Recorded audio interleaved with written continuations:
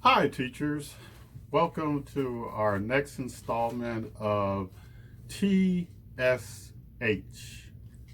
Teacher Survival Hacks.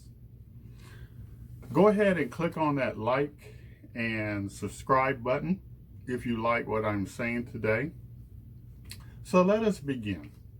Okay, so this is the third video in the series of Teacher Survival Hacks, not counting my introduction. Okay, so this is my third installment, and it's really geared for the beginning teachers with an emphasis on science, but every teacher is invited into this video series because you might gain some insight on what I am saying throughout this video series. Okay, so by now, okay, and this is the last time I'm going to go over this with you. By now, you should have did some research for next year. What do I mean by that? Well, you should have looked up your state curriculum on the internet, and or you should have had a discussion with your department head or your team leader regarding the activities or favorite activities that they use and some consumables that they use or that are ordered by the science department to save you some money. Okay, so you should have had these discussions. If you could have, you should have looked up your state curriculum. And right now, you should have been, or you should be doing some research on some activities regarding the units of instruction that you're going to teach. What do I mean? What do I mean by that? You need to be a thief. You need to steal activities from other and ideas from other teachers. You need to download lessons, PowerPoints, worksheets, videos from other teachers that pertain to your subject. Because by the time the fall begins, you need to be a contributor. There is nothing worse on a subject area team than a teacher that's a receiver. Okay, can y'all give me this? Because I understand. You know, people get annoyed constantly feeding you information that you should contribute yourself. It's very refreshing to be on a team in which the rookie or the person that's new to the building, a veteran teacher that's new to the building, is very refreshing for the team to receive information from you. Be a contributor. Don't sit there and can you help me? Help me. Help me. You know, you become the weak link. It's annoying. It's annoying. So don't be that annoying teacher that's always got their hands out for stuff because you're new and you want to show your new card all the time. That don't play out on a lot of teams. You need to contribute. You need to be a thief. You need to be a contributor. Okay? All right. Next, before staff development starts, get into your room. Okay? Get into your classroom. Okay? Why? Because you won't have time when staff development starts. And what do I mean by staff development? I mean new teacher staff development and campus staff development. You're not going to have any time. You need to get into that room. And if you don't, the only thing you're going to be thinking about during staff development is setting up your room. And in a lot of cases, you need to investigate exactly where you're going to be. Because I'm going to tell you this, I'm going to warn you. In a lot of cases, the principal and the department head is going to show you your room assignment. Right after your interview, you landed the job, you had, that room assignment is going to change. Why is that? Because veteran teachers, they find out that Mr. Thomas has retired, or Miss Jenkins is going to another place with her husband and is no longer teaching there anymore and has resigned. What do some of the veteran teachers do? Not every case, but some of them. The principal so-and-so, can I have that room assignment? It's a better room. Can I have that? And some principals, they're like, oh, well, okay. I mean, you've been good for us, and I'm going to reward you or wherever you want to go. Yeah, you can have that room assignment. So your room assignment can change. And not only that, let me warn you. In a lot of cases, rookies, teachers, or teachers that are new to the building get the worst furniture. Why do they get the worst furniture? Because as soon as somebody retires and leaves, what do the veteran teachers do? Like little buzzards. What do? They got their side eye. They walk in, they'll actually walk in that room.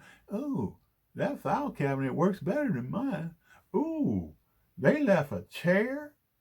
And not only that, they'll go around and look at your chairs, your student chairs and your student desks. Oh, that one's cracked. Okay, I need to replace that chair with my broken chair. And the next thing you know, you got a whole bunch of broken chairs. You got a teacher's desk that's no good because they've replaced the teacher's desk. Some of these teachers will even replace some of the student computers. They'll swap those out. So you need to get your butt in there and start making your claim on your own stuff in your classroom. This is how it works, people, in the real world. Don't think that because you landed a job that everything is going to be hunky-dory. And it could be teachers not even on your subject area or your grade level area. It could be a math teacher that comes in and tries to take things from the science room. You don't know. In a lot of cases, the principals don't know. Okay? Now, does this happen all the time? No. It doesn't happen all the time. Sometimes it does, though. And you need to make sure that your room assignment, and do it before staff development. Okay? All right. So when you're in your room, you need to think discipline. So when you begin to arrange your desk and furniture in your room, think discipline. What do I mean by that? Okay, let me give you a scenario. It won't happen, but it's not feasible. But here's what I think. Okay, if I had my dream classroom, so to speak, okay, I would have 3 rows of desks. Okay, 10 desks in each row, and that's for like 30 kids. 3 long rows of desks. Why is that? Because it's hard for kids to misbehave when they're in one long row. Okay, they would have to actually have to look back and poke another kid, or poke the other kid in front of them, or if they're messing with somebody to the side of them, they're way over on the other side of the room and way over on that side of the room. It's hard for them to misbehave. But that's not going to be feasible because these classrooms nowadays and these buildings that they're building and designing nowadays are extremely small. Okay? So whatever you decide on your chair arrangement, your desk arrangement for your kids, think discipline, because the arrangement of your room is a direct contributor to bad classroom management. If you got kids sitting all on top of each other and bothering each other and put them in a an area where they can mess with each other, you're you're asking for it. Okay, so think discipline when you arrange your room. Another thing you need to think about, and I tell teachers this all the time. A lot of them don't want to listen to me. Not like I know everything. Okay, but get your desk in the position your desk in the rear of your classroom. Why is that? Well, there's several reasons. Number one, you're not part of a sideshow. You're not in a zoo where kids are constantly staring at you, everything that you do. If you cough or sneeze or accidentally pick your nose or your teeth or something, they're staring at you and you become a sideshow. Okay? And when they misbehave, they don't know where you at. And when you're in the back of their room and staring at the back of their heads, they don't know where you're at. They actually have to turn around and figure out where you are when your teacher's desk is in the rear of the room.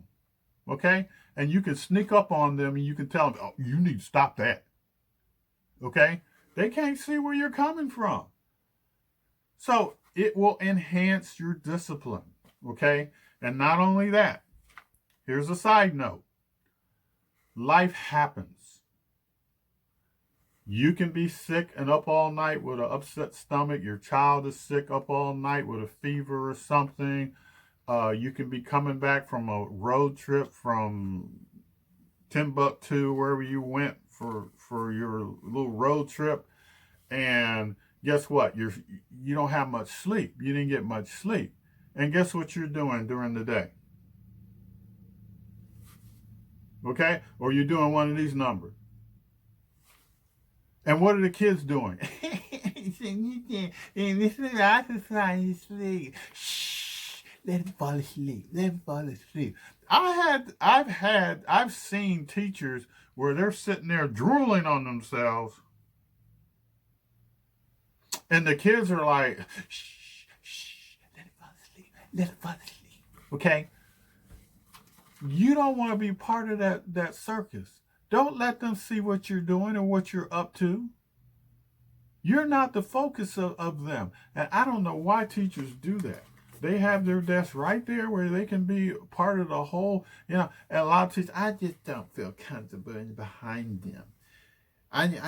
They need to be able to see me. Okay, fine. Okay? All right. So get your butt up and go get your room arranged before staff development. Get permission from your principal or the school secretary to get your butt up there in that school and arrange your room before staff development. Okay? All right. Now, in my last series of videos, whether it's part 1 or part 2, or the introduction, because we're at part 3 right now. I told you that you're going to have to change the way you think. Okay? And here's what I mean by that. Your whole mindset when you actively are in your profession as a teacher is going to have to change to be an effective teacher and to reduce your stress level. And let me tell you something. Stress can kill you. Okay? In order to reduce your stress level, because don't forget, you got personal life to deal with. You got, some of you have spouses, some of you have children, some of you have extended family members to deal with. Life happens, okay? And in your professional life, you need to reduce as much stress as you can, because you're naturally dealing with stress in your personal life, okay? Now, don't forget, this is all part of prep time. Now, I've told you before, there's 4 elements of time. There's instructional time, there's student time, there's personal time, and this is preparation time. Okay? So This is all part of preparation time. So here's how one of the ways you change your mindset is you're going to have to start getting your butt up out of bed early. Don't let the alarm clock catch you sleeping. You don't need an alarm clock if you get into an established routine where you wake up and you get up early. At least get up early enough to where you can actually sit on the edge of the bed and figure out where you are and what you're doing at that moment, and not springing out of the bed, bouncing off of a wall or something. Another thing, and I know that many of you have children or you have an elderly parent that you need to take care of. Some of you, I feel for you, okay? I've been through a lot of that. I've taken my kids to school for 6 years as a teacher. I actually taught my son in 7th grade, okay? So I understand that, okay? You have childcare concerns and you can't be as free and willy-nilly as other people, but some of you don't, okay? And you can arrive at school early, okay? Now, I'm not asking you to be me, but when I used to be a teacher, like last year, we used to have to be in at 8:20. I was getting into my building at 7 o'clock, almost every day, 7 o'clock, okay, every day. I'm not asking you to do that, but for me, it worked. And why did it work? Because when I arrived early, we used to call it the breakfast club because there's not many, obviously there's not many teachers there, and the breakfast club members were there as maybe about 5 teachers that were constantly there early. I was there early enough to get if I had any last minute copies to be produced, I got my copies done. I set up my room like I wanted, and then I went and checked my emails and answered emails. All before the kids came in. All that done before the kids came in. And let me warn you, get your room set up, get your copies done, get everything done. The last thing you should do is check your emails. Why? Because you might get a nasty gram from one of those parents.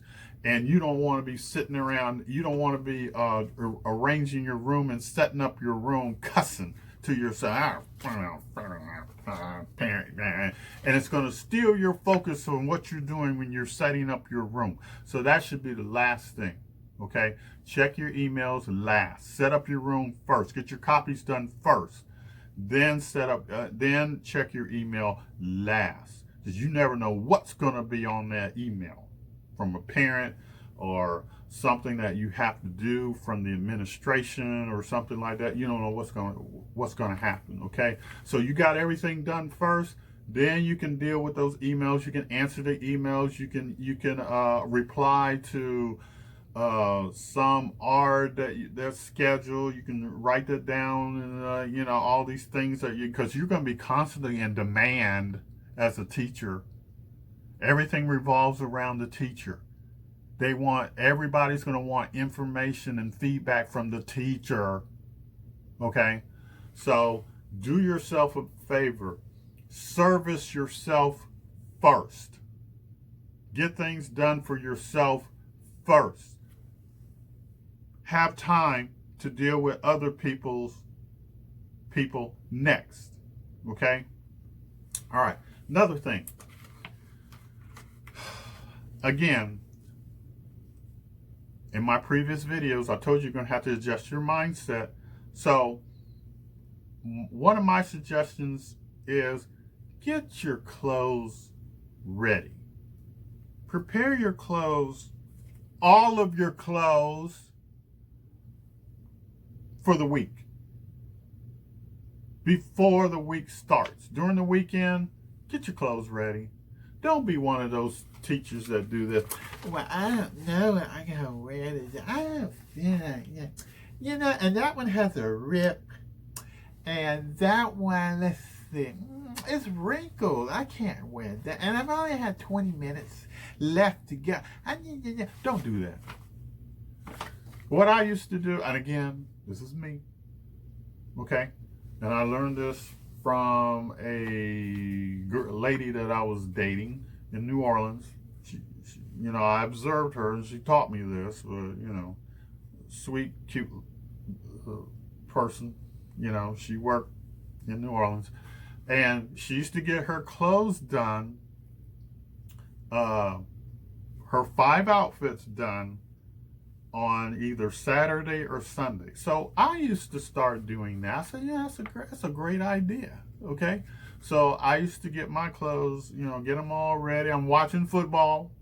Okay. I'm watching my team lose like they normally do. Okay. And so I'm getting my stuff done, my outfits. I'm ironing, I'm sewing, I'm washing my outfits, clothes. Each one, and I set them in my closet, in a special area in my closet. I know exactly what I'm wearing. So when I get up in the morning, I know exactly what I'm wearing.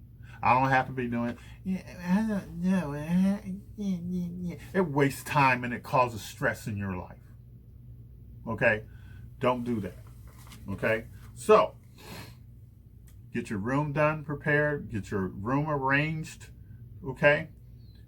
Get up and arrive early. Get your copies done, answer your emails, and not only that, in addition, you may want to think about staying a little later, like an hour later. That way, you know, the kids are gone, all the other teachers are gone, there's no distraction. You know, sometimes teachers come in your room when you're trying to do something in there. Did you know what little Johnny did in my class today? Has nothing to do with what you're trying to do. They're trying to vent, and you're trying to get things done. Okay? They're gone. Okay? And you can, the only one that's in there is you and the custodians. Everything's just, okay? You can just breathe. Set up your room before you go if you can. Do a few things in your room, because you don't know what's going to happen the next day. There could be a traffic accident on your way to school. You could have a car trouble. Something can happen with your spouse or your girlfriend or your significant other or whatever. Your child, that causes you to be a little late, and at least you have your room ready to go, and you don't have to rush at the last minute. Because let me tell you something, when that bell rings, those children come in. Okay? Advisory, first period, second period, third period, fourth period, lunch, fifth period, sixth period, seventh period. They're coming in waves, and you don't have time to be setting up your room for a special activity because something that happened out of your control, that happened in your life. And I told you before, and I'll tell you again, as many times as you want to hear it, life happens. Okay? So, please understand that. All right? Now, last thing I need to tell you, because, you know, I don't want the video to last all day long. Okay? So, I'm going to quickly tell you this. During the last days of staff development, you usually receive your rosters. Maybe 1 or 2 days before the kids get in, you receive your class rosters. Okay? What do you want to do with your class rosters? What you want to do is what I call gather intelligence. Okay? What do I mean by gathering intelligence? Okay, what you want to do with your class rosters is you want to get information on the kids that you are teaching this year. Why is that important? Because knowledge is power. You need to have power over these children. You need to have some information over these children so you'll know what to do with these children. Okay? Because some of these children have some serious issues that you need to understand.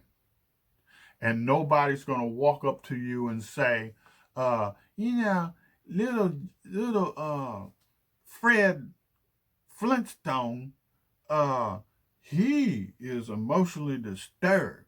They're not going to tell you that. You have to find out for yourself. So here's what you do. You go to the previous teachers. So if you're a 7th grade teacher, you go to 6th grade teachers. If you're an 8th grade teacher, you go to 7th grade teacher, and you say, I noticed that you're in. I know I'm an 8th grade teacher, and I know that you teach 7th grade. Can you look at my roster and tell me if I have I may have some issues, some behavior issues in this class, and let me tell you something. 9 times out of 10, those teachers be glad to tell you about their little angels that they had last year. Okay? And they will tell you. All right? So, yeah. Or if you can't get to those teachers because they're busy, they're setting up their room, they're running around in their team meetings and go visit the counselors. Okay? So, find the counselor that's a grade level above you, okay? Because they had them last year. What you got to understand is counselors and APs, they follow their kids throughout the grade level. The same AP they had in the 6th grade and counselor they'll have in the 7th grade, they'll have in the 8th grade. So if you're a 7th grade teacher this year, you need to find an 8th grade counselor. And you say, hey, 8th grade counselor, Miss Samuel, can you tell me about some issues that I may have with these kids? Because I don't want to get in trouble with any of these parents and da-da-da-da-da. And let me warn you about something. Okay? Some of these, the younger counselors are very idealistic. Okay? And they'll tell you, some of these counselors will normally tell you this. Well, I can't tell you because it's a privacy issue about some of these children. And it's going to be unethical. Okay?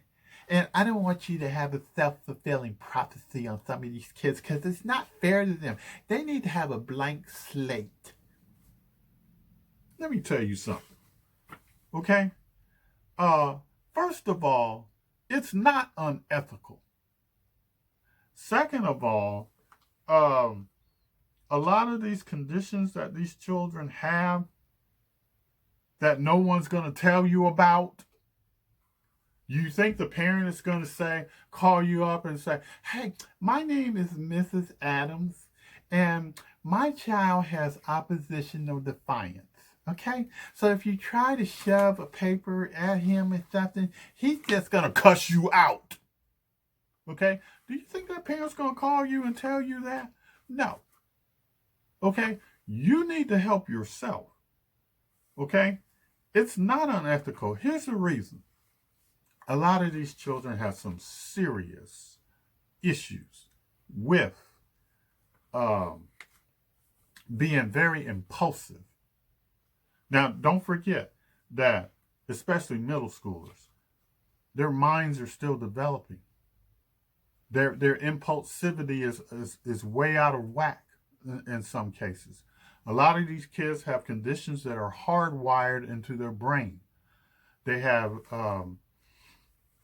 some neural imbalances that causes them to be ADHD, oppositional defiant, Tourette syndrome, emotionally disturbed,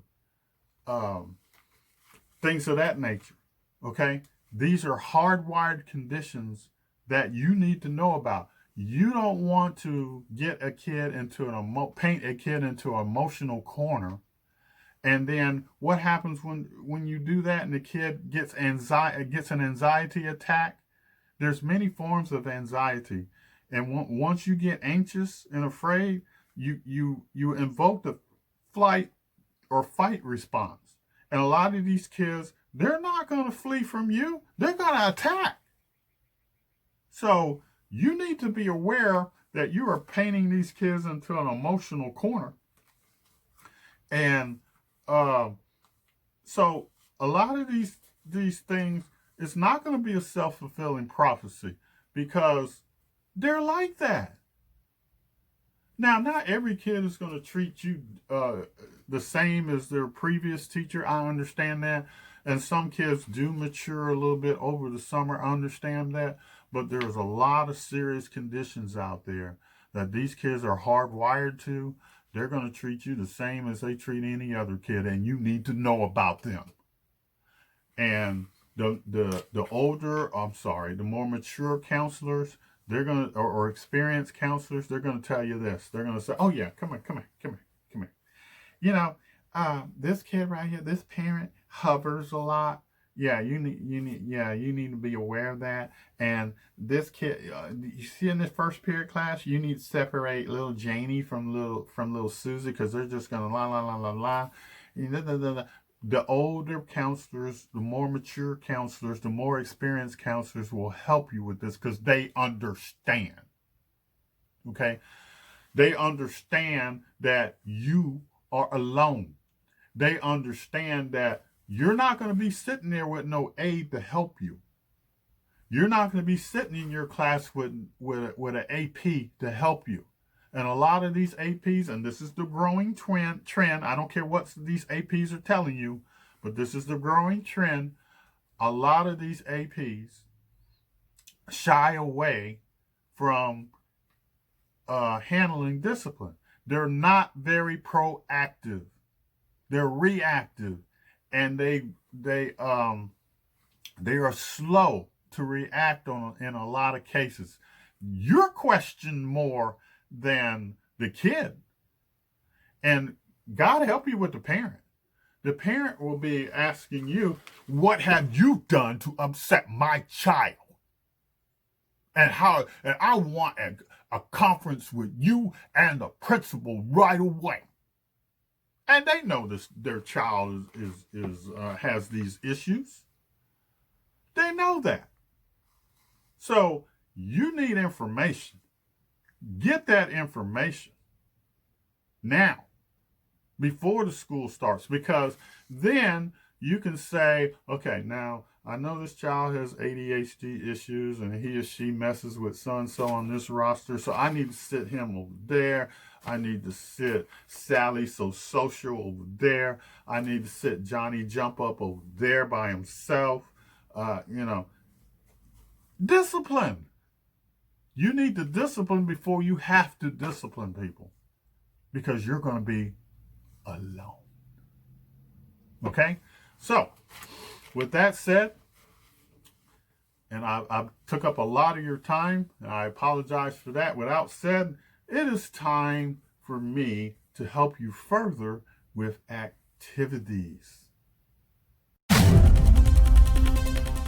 Okay, welcome to my lab assignment, and our first activity for today is we're working with acids and bases, okay? And I'm going to show you an easy way to develop an indicator to indicate the presence of hydrogen, okay?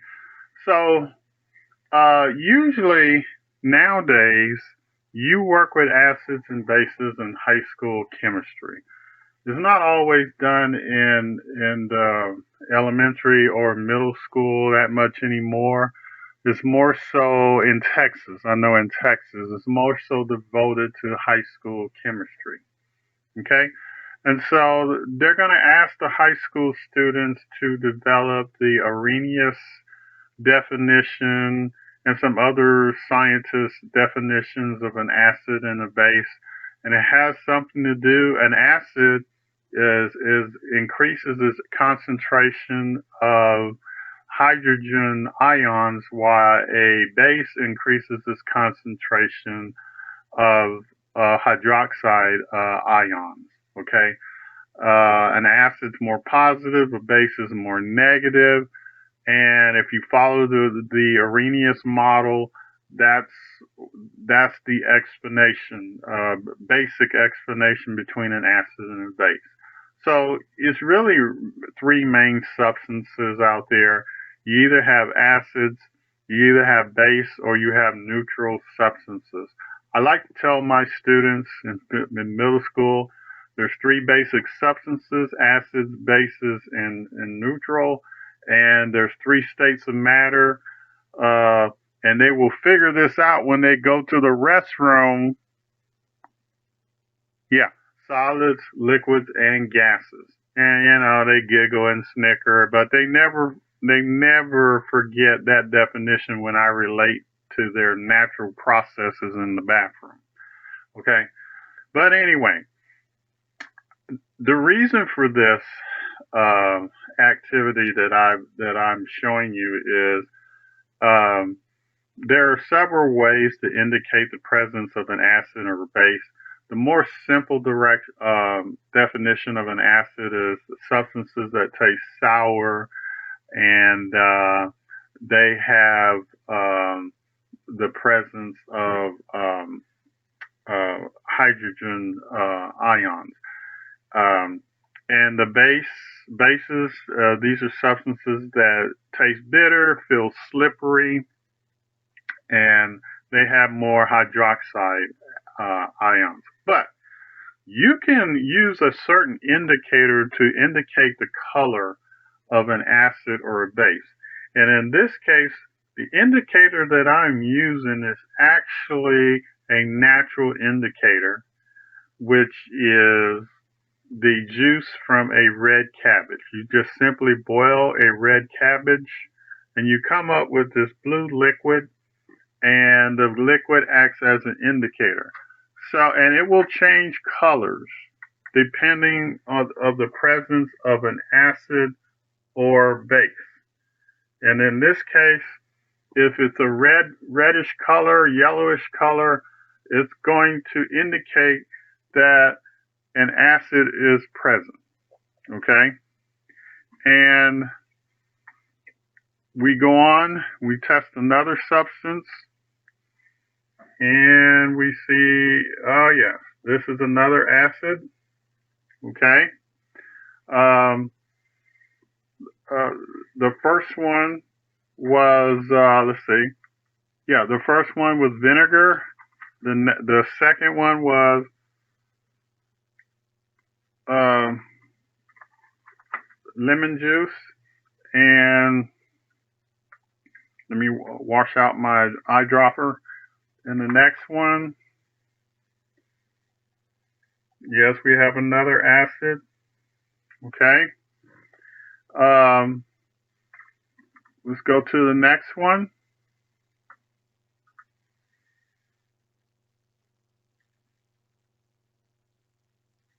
And that's more of a, hold on. That's more of a base. That was bleach. That was actually bleach. And you get the picture that you'll see different colors for each one of these substances. Here's a green solution. A green solution forming. That's a base. And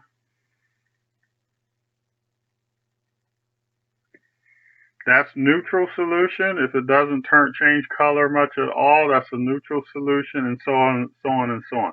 So you get the picture, okay? So if you use the red cabbage juice, you will see a multitude of colors form depending on the substance.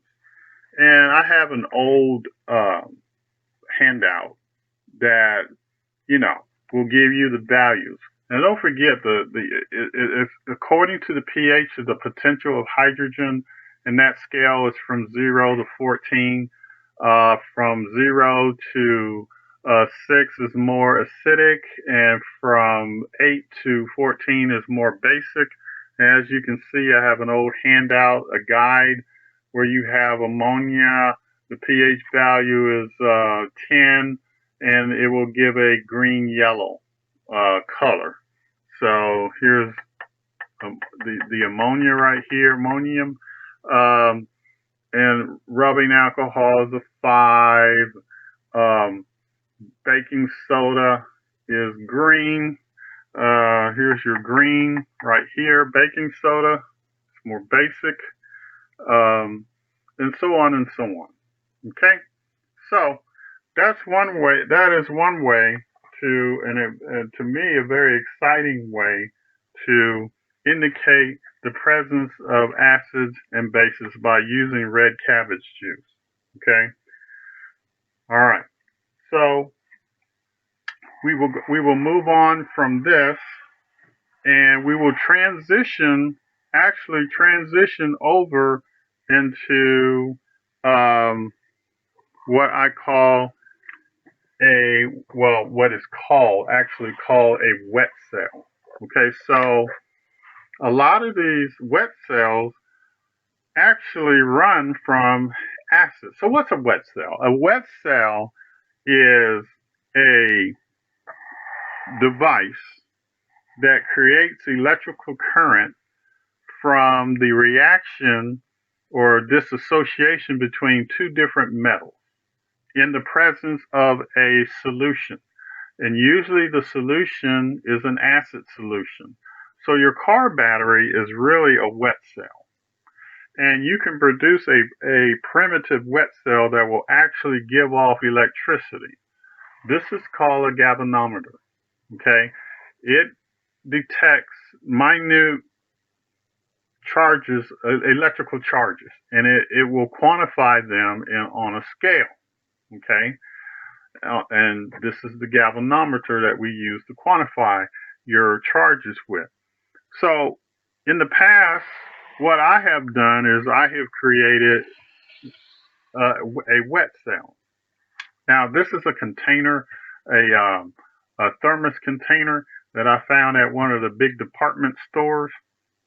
And what I have done, this is the bottom obviously, and what I have done is the cap, I have created a place for two the dissimilar metals. This is a zinc bolt that's coated zinc, and obviously this is, as you can see, this is copper. Okay, so here are your two dissimilar metals. Inside this container, I have some pickle juice, which is acidic. Okay, and the pickle juice will act as my electrolyte. Okay, now remember, an electrolyte is a solution that will create an electrical current from the reaction between two dissimilar metals. Now the zinc is always, the zinc is always negative, and the copper is the positive part of the wet cell.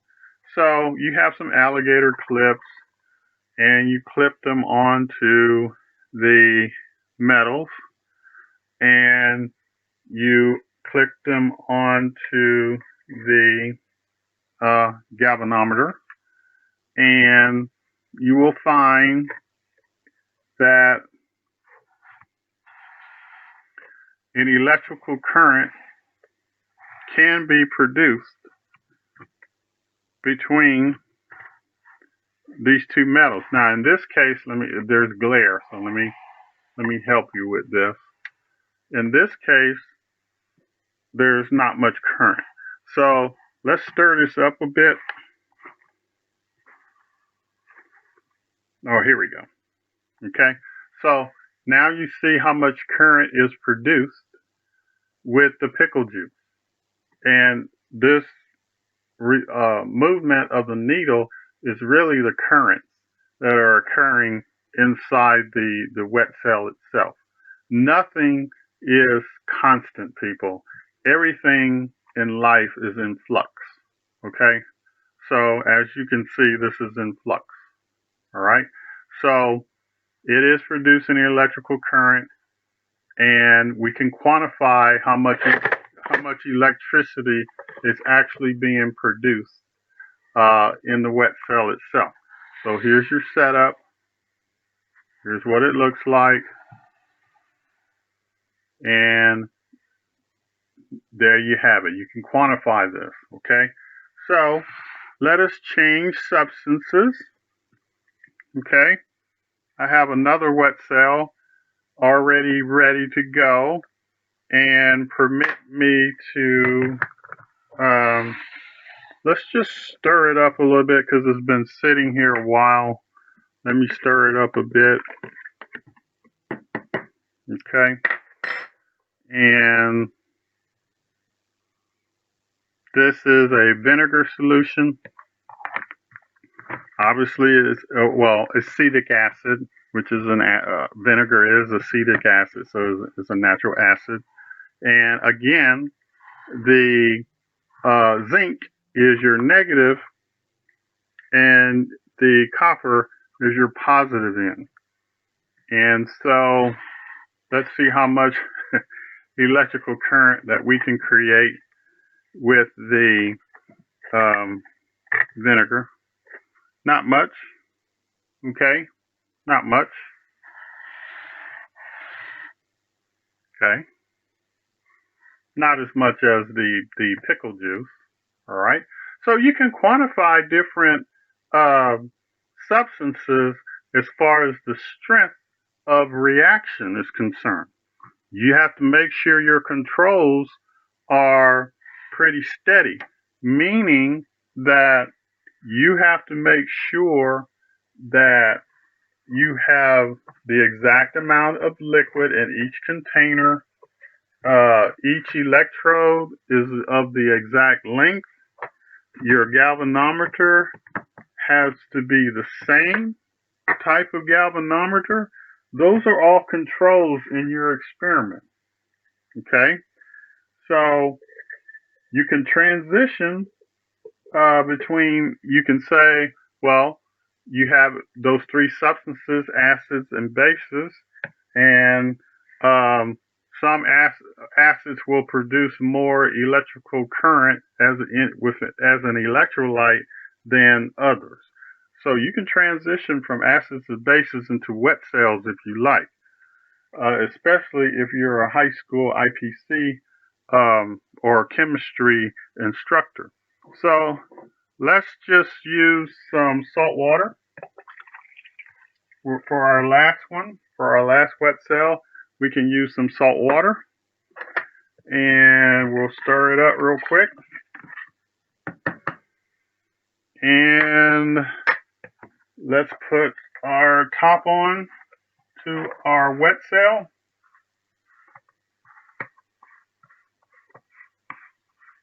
There we go. And let's move this one out of the way. Let's connect the negative with the negative, positive with the positive, and see how much current we will create with the salt water. And in this case, with this galvanometer, not much. Oh, there we go. Okay, not much. Oh, I got glare again. Okay, let me help you. There we go. Okay, so the whole idea is to run an experiment using different variables. What are your independent variables here? Are your different substances, your different electrolytes, which is your different acid solutions.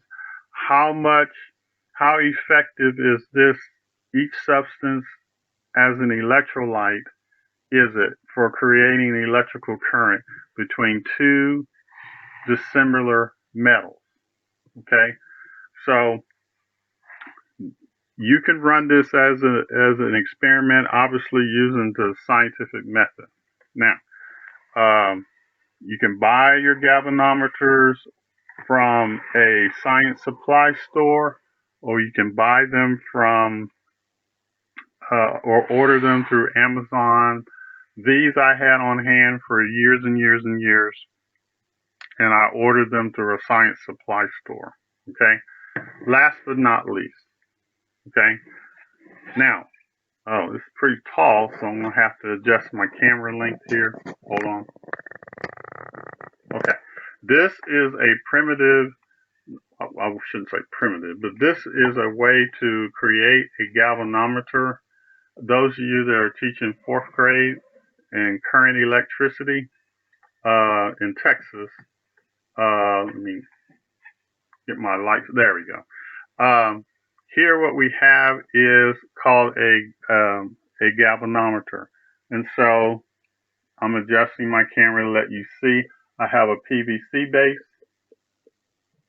You don't have to use a PVC base, but I have a lot of PVC around my house that I use for different projects. What I have here is a coil wire.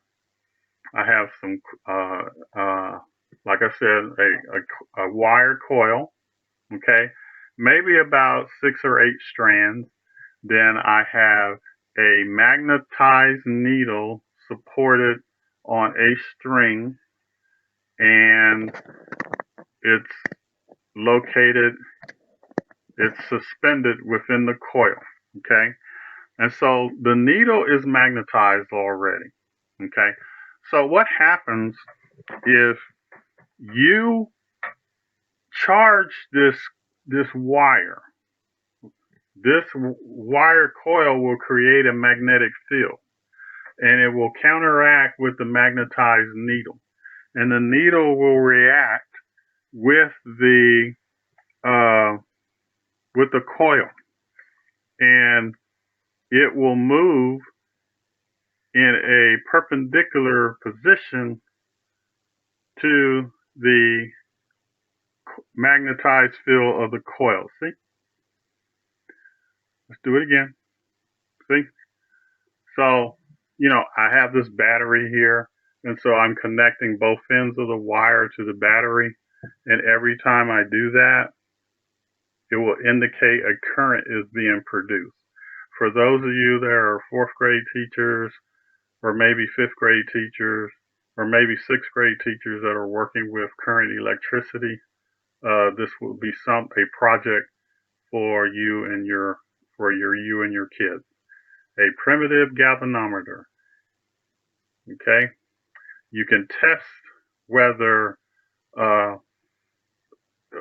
you can test different batteries to see which one has more strength, more amps, shall we say, so forth and so on. Again, this is a coil wire, a wire coil that creates a magnetic field when it's connected to a electrical source with a magnetized needle suspended, and it will move in conjunction with the wire coil that or magnetic field.